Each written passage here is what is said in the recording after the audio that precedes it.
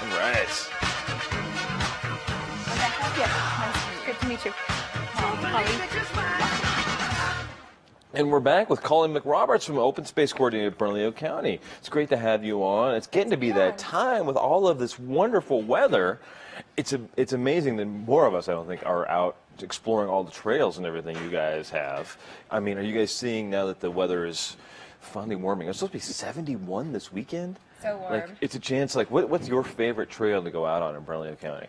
Oh God, there's so many great trails. I mean, personally, I really love to take advantage of the mountains and the river trails. Elena Gallegos. Yep, I'm a huge mountain biker and hiker, so you typically Excellent. find me up in the mountains. Excellent. But I have to tell you, last Sunday I was over at Bikeki Open Space. The new open space down near Alameda. It's a beautiful spot. It is a beautiful spot, and that Sunday where I was doing a different program, but I saw the families Bug coming Life out. one? Well, we did Bug Love on Friday night, and it was so much fun. People really enjoyed it. That's cool. But on Sunday, we have our families program from 10 to 4, and so people came out to that and had just a blast. It was really fun seeing the small families, or they're not small families, but they're families with small children, out there playing and taking advantage of the nature packs and stuff. That's so, great. Yeah. Well, I'm sure you get out and get on a mountain bike or get on the trails. Absolutely. Being a fitness person, is there one trail that you love too? Elena Gallegos was one of my favorites. Absolutely. Yeah. Yep. I love that. But ever since I've had my little girl, we haven't ventured out that far. So. How old is your little girl? She's 6.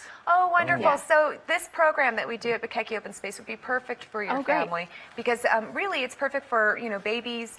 Well, I mean, all ages, but we have a lot of stations, hands-on learning stations for little kids. Very cool. And these little backpacks that they could take out. So she would love that. Yeah, she would love that. Because they can collect plants and specimens and everything else out there in the... Yeah, we have different themed backpacks, so we'll have ones on wetlands, birds, bugs, tracks. And so you go out and you explore, and then you can bring some things back that you've found, nothing living, hopefully.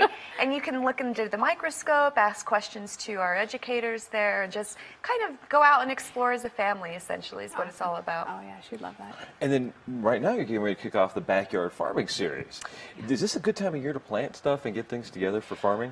Well, it's going to be soon. Some people do plant actually in the winter to have their garlic starting to come up at this point. But it's definitely a great time to start thinking about your landscape and how you want to plan because it will be soon. It will be time to start putting things in the ground. It's hard to believe that it's already like getting springtime for that. It is hard to believe. But the earlier that you plan, the sooner that you will be able to really kind of design your own space and have a productive crop in the spring, summer. So what is the Backyard Series about this spring?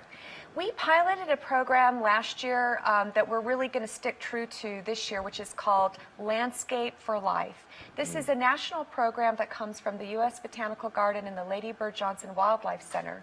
And it's a fantastic model that shows people how to design for their own space, whether it's a small backyard or a huge farm, and really working with nature so that in the long run, you're doing less work and you're more in harmony. And you get more fruits and vegetables and whatever else at the end of the season. Exactly, more productive. That's awesome.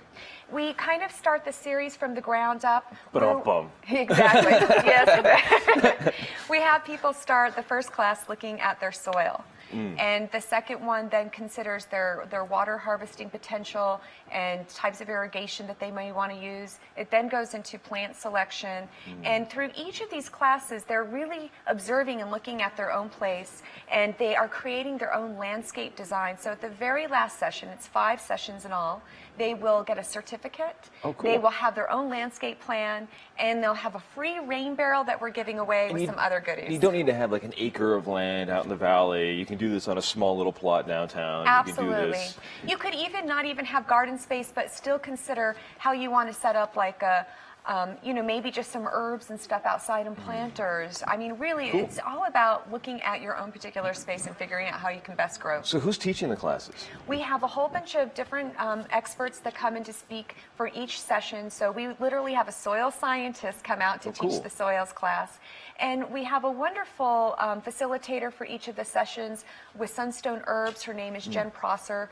And so what her job will be is to kind of have you, after we talk about soils, you go home home, you do a soil analysis, you come back to the next session, and we actually will discuss your soil and compare it with other people, and then we'll start into the water session. That's so great. Each class kind of works together like that. That's very cool. And then you can grow your own healthy garden. Exactly. And you know how much diet is as much a part of nutrition as anything else, Absolutely, right? yes. And you can grow your own stuff. That would Doesn't be get any better. yeah. Then you can hit some trails. Exactly. It really doesn't get any better to take a tomato that is fresh out of your garden. I mean, it does not, it tastes different. It doesn't taste They like taste a store-bought. great. No, they're absolutely wonderful. Yeah. And herbs, you know, herbs are very expensive to grow, to purchase in the store. Right. Grow your own, you know. Well, I'm going to talk. Our next guest is going to be Josh from Fork and Fig. He's going to show us how to make some salads. Maybe you guys wonderful. can talk about, you know, what some of the best salad stuff we can actually even grow in our own backyard gardens here in Bernalillo County could be. We'll be back in just a couple of seconds with Josh. He's going to tell us all about salads, and maybe he'll teach us how to make that awesome pesto avocado dressing he made on the Morning Brew with Friends.